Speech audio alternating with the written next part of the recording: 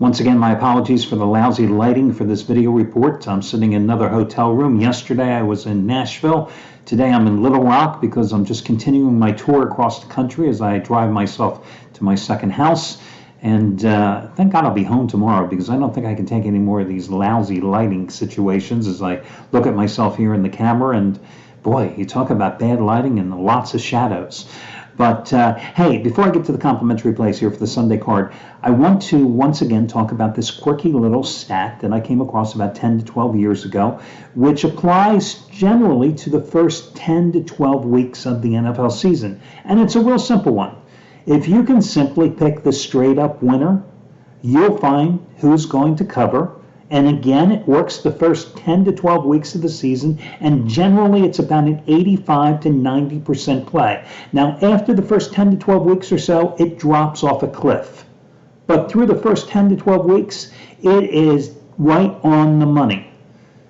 Now, why are we not all like calling our sports books, sitting in Vegas, being multimillionaires? Because picking the straight up winner isn't quite as easy as it would seem to be. But again, I'm telling you, it is like an 85 to 90% play.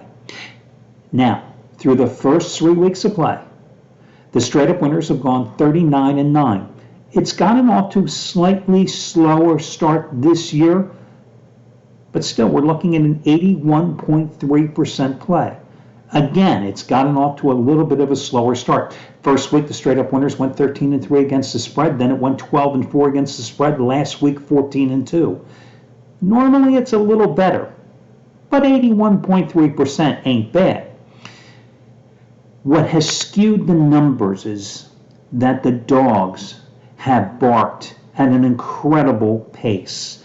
Generally, what I have found is that week 1 of the NFL season, you will find the favorites having the edge. Week number 2, the dogs come back big. And in week number 3, I've always generally found the dogs will have their day as well.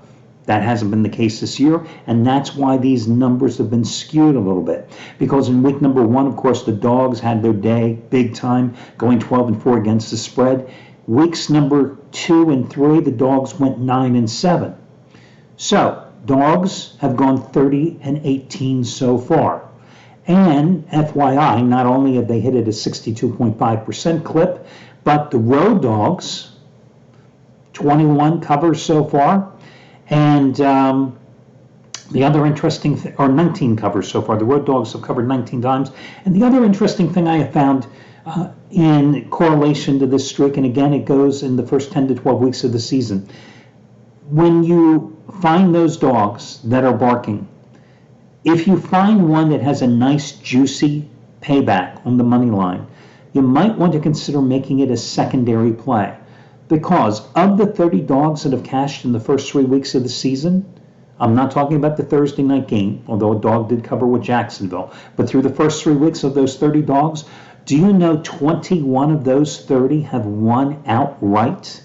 So if there is a dog that you particularly like, and it's an attractive money line take back, you might want to make it a secondary play on the money line if, again, it's an attractive take back plus money price. Now, one thing about the dogs, let's not get all wrapped up on the dogs, because ultimately this is gambling and everything is cyclical. Just keep that in mind. Sooner or later, the favorites are going to have one of those overwhelming weeks where they go 12-4, and you're going to get bit in the ass by jumping on the dogs. It always happens, but people just fall in love with dogs, especially in the NFL, and you will get bit in the ass, like I said. So anyway, with that being said, let's get to your complimentary plays today. First game, let's talk about the Sunday night game. Listen, you can talk about the Patriots as much as you want. We can talk about the Tampa Bay injuries. No Gronk, no Antonio Brown. I don't care. Remember, last year, Tampa, on its way to the Super Bowl, had so many injuries, especially to its wide receiver core. And Tom Brady kept that team together. And you know all about Tom Brady's return to Foxborough, blah, blah, blah, blah, blah. I don't want to hear about Bill Belichick's record as an underdog. I don't want to hear about any of that. That was all compiled when he had Brady as his quarterback. I will go with Tampa Bay tonight. I will take Tampa Bay minus the 7. I will go ahead and take Tampa Bay and buy down that half point as long as that line is anywhere between -6 and -7.5. I will especially take Tampa Bay coming off the loss to the Rams. Now, the Tampa Bay defense has not played well. Certainly has not displayed its Super Bowl form so far this season, getting in a slugfest with Dallas in week number 1, having to give up, 25 points to the Falcons in week number 2, and not being able to stop the Rams last week. But what have the Patriots shown you so far? They lost 17-16 at home to Miami and an inexperienced quarterback in week number 1. They won at New York. The Jets, any good? No. And then they lost at home to New Orleans and Jameis Winston, 28-13 last week. I'm not impressed.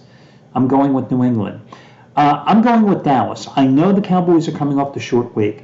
I know Carolina played in Texas, in Houston, beating the Texans last Thursday. They had the extra rest. They remained in the Lone Star State, and they have that going for them. I know the Panthers are 3-0, but listen, I'm not impressed. They beat a rookie, inexperienced quarterback last week. I mean, they didn't play well in the first half in that game. And the Cowboys are for real. Not defensively, but offensively they certainly are. And although the Carolina Panthers have played well defensively so far, who have they played? Exactly. And no Christian McCaffrey, I think that comes back to haunt them. And I think Dallas will pull off the win. I think it's exceptionally priced game. -4. Love the Cowboys. Again, I'm buying down the half point on Dallas in this game. I like Miami to finally get a much needed win here today. Listen, Carson Wentz was awful for Philadelphia, and he's been awful for Indianapolis. He's playing on 2 sprained ankles. The Colts are 0-3. Wentz's protection has been bad too. Jacoby Brissett, how ironic, playing against his old team. Listen, he rallied the Colts, cost me a cover last week against the Raiders. Boy. Rallied the Colts, forced the overtime until the Raiders were able to pull off the win in Las Vegas last week. But the Dolphins moved the ball. And to be honest with you, the Dolphins moved the ball better with Brissett at quarterback than they have with the other guy. I like Miami here minus the 2.5 points. If this line moves to 3, I would go ahead and buy down the half point. I also like Tennessee minus the 6 points against the Jets.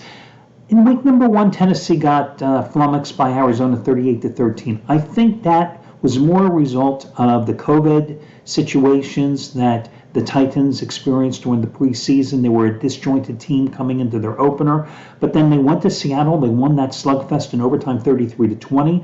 They won at home last week against Indianapolis 25-16. The key to those victories, they gave Derrick Henry the ball. You know, he had 113 yards on 28 carries against the Colts. He had 182 yards on 36 carries against Seattle. The Jets, well, they're the Jets. I mean, what can you say?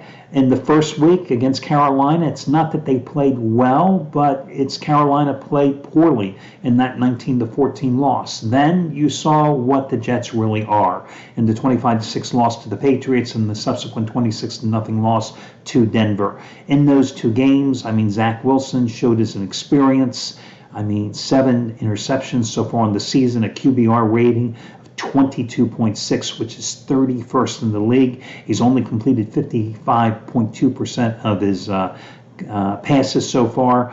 I mean, against Denver last week, the team had 162 total yards in offense. They were a combined 4 for 15 on 3rd and 4th downs. Yeah, I'll lay the points with Tennessee in that game easily. So, looking at these plays, if I had to rate them all for you, boy, it's tough because I really like them all. It's like if you had 4 children, which one would you like? I like New England. I would say the top tier would definitely be New England and Miami, with Tennessee and being number 2, and then Dallas would be in that 3rd slot. So that's how I would rate them. As for me, last night I cashed in with my raise the bar 20-dime release, cashing in with Oregon State, as the Beavers are for real. They followed up that win at USC last week with a win at home against Washington, beating the Dubs for the first time after 9 consecutive losses. I have another raise the bar 20-dime play today. It's the half price play of the day. But I'll tell you what, guys, I have to be honest with you. The guy that is red hot here at the site would be Gus Augustine, who yesterday hit his 100-dime college winner number 7 out of 8 with Michigan State. Today he's going for winning day number 11 out of 12. the first ever 150-dime NFL release of his career. It's the Ravens-Broncos game. That's a tough game. I mean, that is a really tough game. I'm not sold on the Ravens' defense, the ground game, other than Lamar Jackson. The Broncos have all the injuries at wide receiver, and yet they've played so well. But I'm not sure if the Broncos are for real because they haven't played anybody.